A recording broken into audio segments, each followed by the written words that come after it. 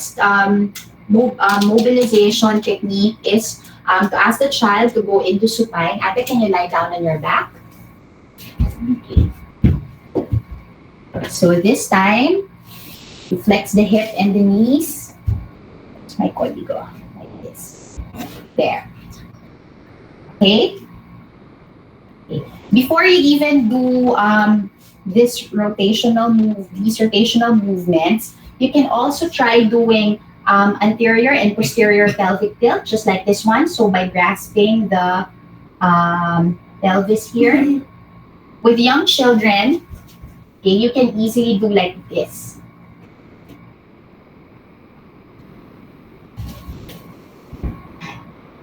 There. Okay, with her, I really have to go. Okay, slowly.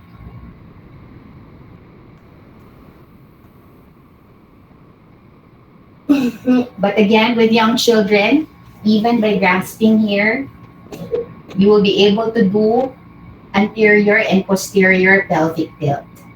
Okay? Now we're ready.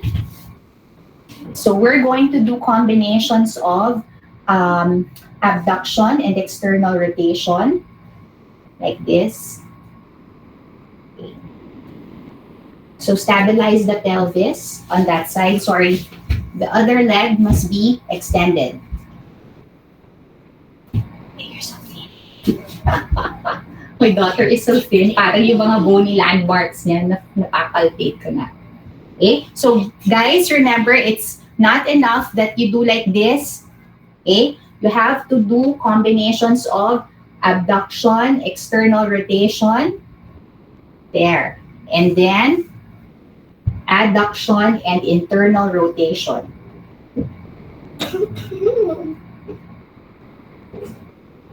Right? You can do that for 10 times. Okay, and then down. Yana, no, you cannot come in. All right. Sorry, my other daughter's trying to come in. All right. And then do it with the opposite side also. Okay, again, you try to stabilize.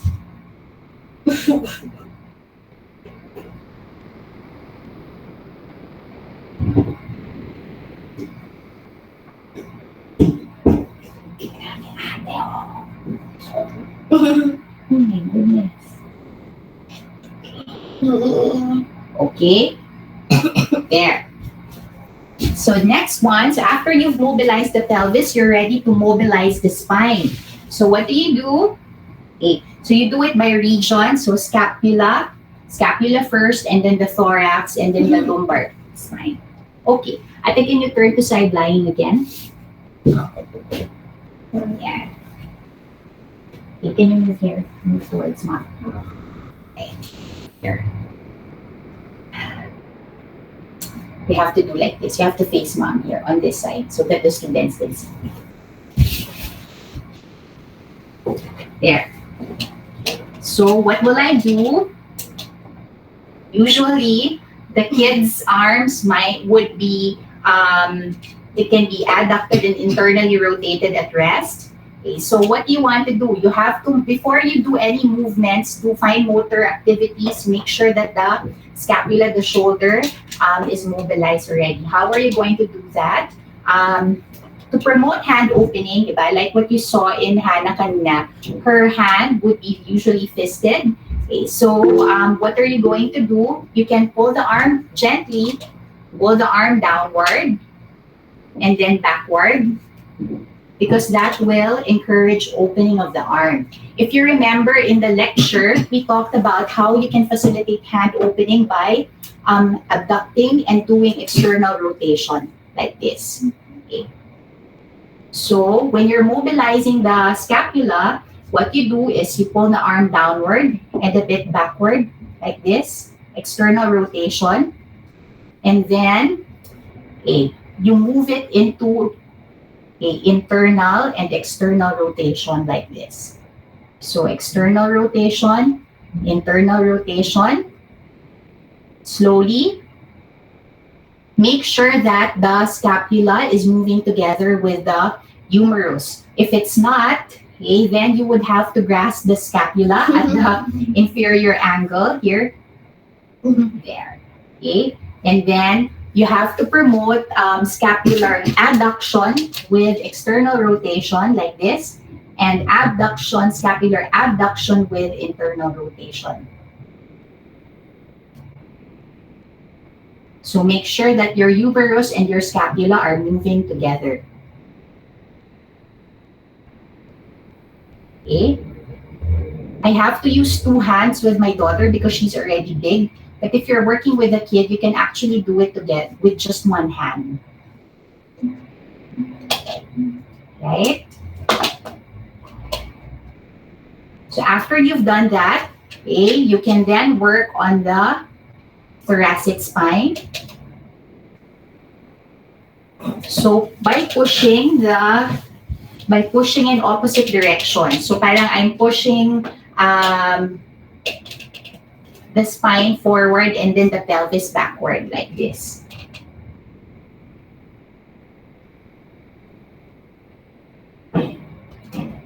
The thing with NDT, and when you're working with children with CP, you're probably asking, how many times am I going to do that?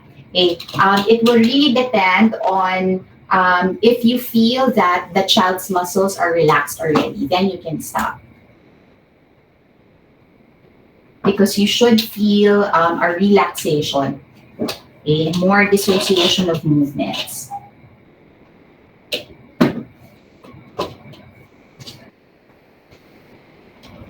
Wala bang hole? Okay? There. And then from here, you can facilitate sitting. Do you guys know how to transition from supine to sitting? Do you know how to facilitate kids transition from supine to sitting?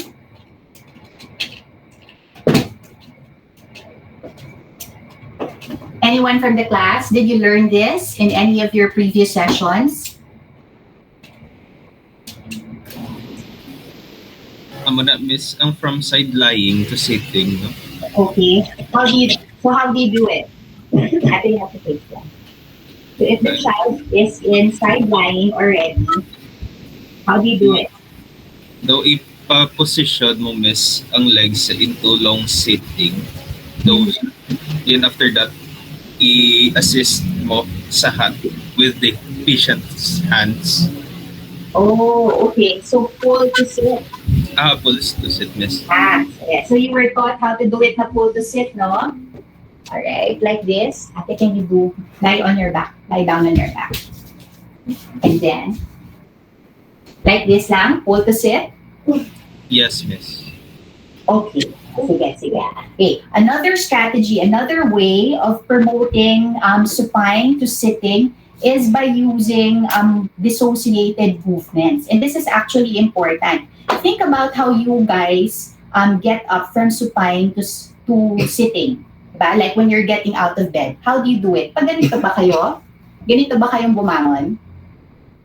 How do you guys do it? Think about your typical movement.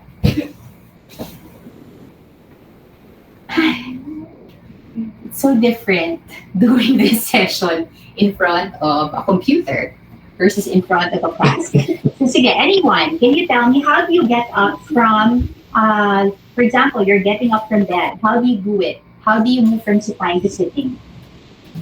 From supine, miss, side lying po. Right. Okay, diba? You go into side lying. So that's what we also teach our kids, no? Okay, and this is important for them to learn so that they will learn how to dissociate movements of their trunk and the pelvis. So these transition patterns are very important. So what can you do? Okay, you can present the toy. Here's Mr. Potato Head. There. So where you want the child to turn, that's where you put the stimulus. Okay, so if the child doesn't turn on her own, okay, just by presenting a stimulus, then quiet hands muna. Okay, then what do you do? Okay, you can facilitate it by flexing the hip, flexing the contralateral hip, and then crossing it over like this to give the child some momentum to turn. Sige. Because once you do that, that will give the child some impetus for rolling to side lying. There. And then, okay, what do you do? Diba? What we typically do is we push with our arms. Okay? And so, what you will do is pull the pelvis here, the free pelvis um, backward and downward. Pull it backward and downward while the other arm is supporting at the axilla. Here, okay, so Ate Ha, don't be too, it's okay, I'm not trying to tickle you. So like this, backward and downward. There. And then see if the child will wait there with her arms. Okay, can we do that again? So back inside lying. Yeah, so naka-cross na, di ba? Tanggalin natin to. Oh, yeah.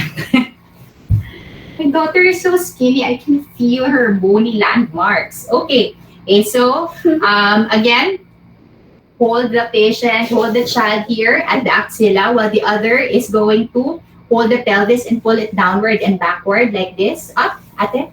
Yay. Okay, so see how you naturally push with your arms. If you're working with a child, minsan feeling mo sana octopus ka kasi kailangan mong i-facilitate yung hand niya dahil hindi siya nag-wait there doon. Diba? While you're holding on to the axilla, you can actually, there. Also, if the child is small, you can also hold her at the elbows. There. And then from side sitting, she'll do cross it. Ate. No, from here. Okay, so now she's in side sitting, and then you encourage her to go, okay, cross this. There. Okay, so now she is in sitting position. There. Back. So once the child is in sitting, once the child is in sitting position, make sure that her trunk, her pelvis are well aligned. So make sure that her pelvis is in anterior pelvic tilt. There. Because no matter how you correct the trunk, if her pelvis is tilted backwards, you'll still get the same rounded back. Okay? There. Okay, and then if you have a low table, I forgot mine in the clinic. Right. So we'll use this instead. Okay, so present an activity. What's that?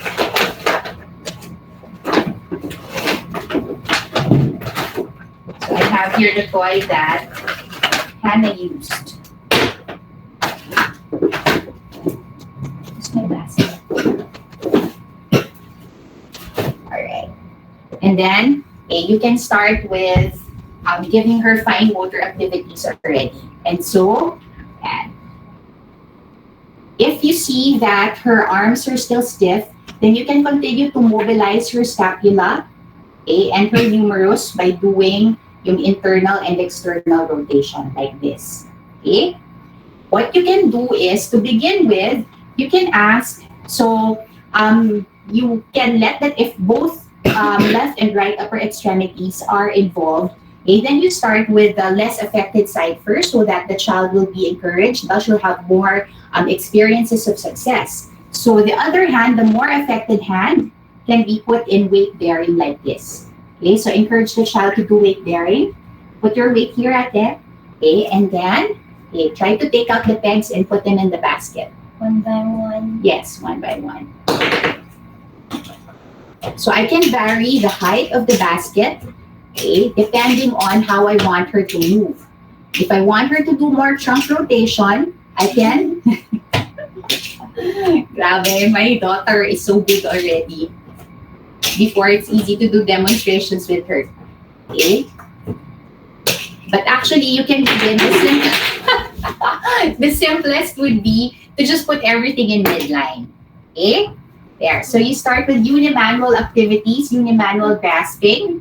So first, it can be like this lang. Just get and shoot in a basket. Okay? And then after that, you can do get and then shoot here in a target. There. And then move it farther and farther. And also, don't forget, crossing the midline. So can you try keeping it here at it? No? Okay, I want you to use this hand. That's why it's important that you get the caregiver or the parent involved, so that the caregiver can be the one to hold the toys, can be the target for you, diba? Or if the child tends to be uncooperative, you and the caregiver can switch places. So for some kids, I am the one who holds the basket, and it's the caregiver who really handles the child. And that's also good, so that the caregiver will have experience on how to facilitate the child in different positions at home. And so this is family-centered care. Also empowering the caregiver on the techniques. So it's not enough that the caregiver watches you and you do all the talking. You have to do demo and return demo as well. Okay? Are there any questions so far? Uh, Question. Yes. Regarding to patients who cannot, like for example, who cannot cross the BMS. Like there are some patients nag-W sit lang normally but cannot cross it. Uh, i- kay, as said sa libro, it is wrong. It is improper position ang W sitting. Paano facilitate na may proper sitting? Okay. Sige. I just did that. I taught that skill recently to another patient of mine. I think it would be best, grabe, if you get to work with kids with CP, you will really appreciate how typically developing people move. Kasi parang yun nga, I was teaching that to my patient the other day, right? If you're working with a child with CP, it's easier if a caregiver is around, or you put the child against the wall. Ate, can you lean towards me? So can you do the body sit like this? There. And so we know that kids do this to get more stability. Oh, sorry. And so what do we do? Often, what do kids end up doing? When I teach them how to, so when I teach them sitting, supine to sitting, what they would do is, yes, they may be able to transition this way, but then they end up doing W sitting like this.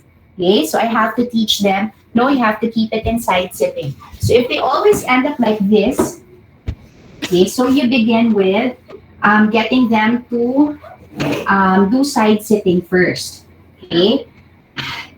Okay, so depende sa patient yung tingnan ninyo kung alin yung mas flexible, alin yung less spastic na side, and that's the side na yun yung i-adjust mo. So let's say that her right is less spastic. So ito yung pwede kong ipa-move like this so that it is towards side sitting. There. So you have to really do it gradually, no? And then, okay, this one naman, you cross na. Yeah. It looks so easy, but if you're working with a child with CP, it's really hard, no? Okay, so you have to wait. Okay, can you do the W sitting again? Do W sitting. You have to do it very slowly because you have to understand that their muscles are spastic. Okay? Are spastic. There's also limitation of movement. Okay, so you do it very slowly. You can help the child. There. So slowly. It's really going to be done slowly. And then this, can you cross? Believe me, it is very hard. It takes a couple of minutes. But I find that making them lean against the wall helps them to get more stability also. So again, the clue there, don't worry, hindi naman mag-dislocate yung hip as long as you do it slowly. No? And then check also what the patient can tolerate. Kasi if they say, oh, it's painful, then hinay-hinay lang. Okay? But eventually, with practice, nakita ko dun sa patient ko, makakayanan na nila to correct it eventually. Other questions? Does it answer your question, Brian? So again, you have to think about how you typically move. And that is the movement that you will teach these children. Any other questions from the class? Miss, can I ask po, Miss? Okay, who's this? Ate Denise, Miss. Okay, Denise, yes. is regarding sa side lying to sitting ang sa pelvis to bala miss. Yun try ko sa daan sa cousin ko miss galing what if ticklish be ang child miss sa dira nga part. Um, check also how you're putting pressure. Kasi pag sa mga bata, parang nakikiliti talaga sila. Pero with patients, I don't know if it's because of decreased sensation, they don't really seem bothered by it. Oh, so if you're practicing it with a developing child, nakikiliti typically. Pero sa mga patients ko, hindi. And also, maybe because the way you will handle the child is different. Your grip will be more firm for you to get the movement. Kasi dun sa mga kids natin ngayon, if you're practicing with a kid, ang dali lang yung gagawin eh. 'Di ba? Kahit nga hindi mo na siya masyadong tulungan, magagawa na niya. Yun. So, pero sa kanila, you grasp them more firmly. Just make sure that the pressure is coming from your whole hand, from your palm and whole hand, and not just your fingers, para hindi sila makiliti. Okay, miss. Thank you, miss. Hirap nitong ituro. Talaga pag you're handling actual child. But sige lang ah. But those are actually good questions. Next, other questions or clarifications? Yes, miss. My question ako, miss. Gabi ni miss. In mobilizing the pelvis, miss, do we need to perform all like sa adductors, like sa flex hip and knee, kag APT, kag PPT, miss, or we'll just choose any of the three? Better if you perform all of those.